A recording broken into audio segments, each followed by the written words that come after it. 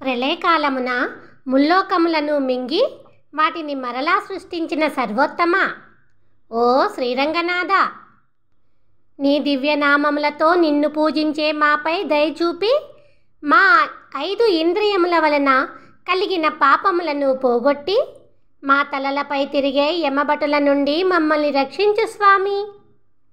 మణిమాణిక్యములతో కలిసిన పచ్చల పర్వతము వంటి శరీరము, పగడపు కాంతుల ఎర్రని ఆదరములు, తామర పువ్వుల వంటి ఎర్రని కన్నుల ఓ అచ్యుతుడా, ఓ దేవాదిదేవా, ఓ శ్రీరంగనాథ, స్వర్గమును ఏలుకునే అవకాశము కన్నా గోవింద, గోపాల అని కీర్తించే గొప్ప రసానుభవమును కలగజేయి స్వామి. వేదశాస్త్రముల ప్రకారము మనుషులు జీవించేది 100 సంవత్సరములు. అందులో సగభాగము నిద్రలోనే పోవును. మిగిలిన 50 సంవత్సరములు పసితనము, చిన్నతనము, యవ్వనము, ముసలితనముతో గడిచిపోవును. ఆ సమయములో కలిగే ఆకలి బాధలు, వ్యాధులు, దుఃఖములతో నిండిపోయి ఉన్న ఈ జన్మ నాకు ఎందుకు స్వామి? గోవింద అనే 3 అక్షరముల సాయముతో పరమపదనాథుడు అయిన ఆ శ్రీరంగనాథుడిని సేవించినట్లయితే తన సౌశీల్యముతో మన క్రూర పాపములన్నిటినీ పోగొట్టి ఆత్మ బంధువై మనల్ని కనికరించి ఈ జన్మ దుఃఖముల బాధలకు దూరముగా ఉన్న ఆ పరమపద వైకుంఠమునకు తీసుకుని వెళ్ళును. పై సుఖముల గురించి నాస్తికులై తిరుగుతూ అనేక దుఃఖములను పొందుతూ శరీరమును నాశనము చేసుకోకుండా చల్లని తులసిమాలలను ధరించిన వక్షస్థలము కలిగిన శ్రీరంగనాథుడిని గురించి ఆడుతూ పాడుతూ భక్తితో సేవించండి.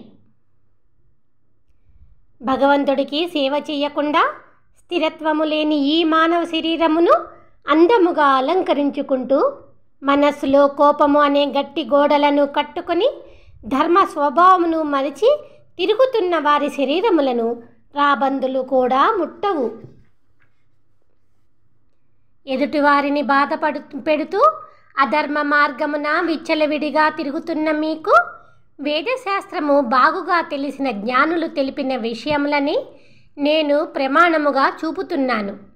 నా తలను నరికినా సరే ఆ లంకా నగరమును నాశనము చేసిన శ్రీరామచంద్రుడినే నేను ఆశ్రయిస్తాను. శ్రీరంగనాథుడా, భగవంతుడు లేడు, మనమే దేవుళ్ళము అని అంటూ సహింపరాని మాటలు చెబుతున్న వారిని అక్కడికక్కడే నరికి వేయాలన్నంత కోపము వస్తున్నది స్వామి. తెలివిలేని మానవులారా, మీకు బాధ కలిగినప్పుడు దేవుడా అని పిలుస్తారే, నిజమేమిటో తెలుసుకోండి. ఈ ప్రపంచమున శక్తివంతుడైన సర్వేశ్వరుడు ఒకడు ఉన్నాడు. ఆ స్వామియే ఆవులను మేపిన శ్రీకృష్ణుడు. ఆ స్వామి దివ్యపాద పద్మములను ఆశ్రయించండి.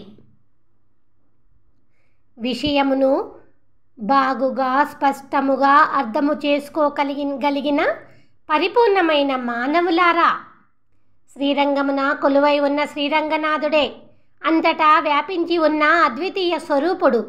ఆ స్వామియే దేవతలందరినీ సృష్టించెను. పవిత్రమైన మనసుతో గరుడ వాహనధారి అయిన ఆ శ్రీహరిని సేవించి సంతోషమునిచ్చే భోగభాగ్యములను పొందక వేరెవరినో సేవిస్తూ బాధపెట్టే జ్యేష్ఠాదేవి ఒడిలోని సంపదను కోరుకుంటున్నారు. పొంగుతున్న సముద్రమునకు ఆనకట్ట వేసి అవతల ఉన్న లంకలోని రాక్షసరాజు రావణాసురుడిని విల్లుతో చంపిన శ్రీరామచంద్రుడు ఇప్పుడు పెద్ద పెద్ద గుడి గోపుర ప్రాకారముల శ్రీరంగమున శ్రీరంగనాథుడిగా కొలువై ఉన్నాడు అనే విషయమును తెలుసుకోకుండా ఎందుకు కాలయాపన చేస్తున్నారు? శ్రీమన్నారాయణుడి దివ్యనామముల గురించి ఒకసారి యమధర్మరాజు ముద్గల మహర్షి మాట్లాడుతుంటే నరకములో ఉన్న వారందరూ ఆ మాటలను విని ఆనందిస్తుండగా ఆ నరకము అప్పటికప్పుడే స్వర్గముగా మారిపోయినది. ఈ భూమిపైన ఉన్న శ్రీరంగమున కొలువై ఉన్న భగవంతుడిని మరిచిపోయిన మానవులు నరకములోని దుఃఖమును ఇక్కడే పొందుతున్నారు.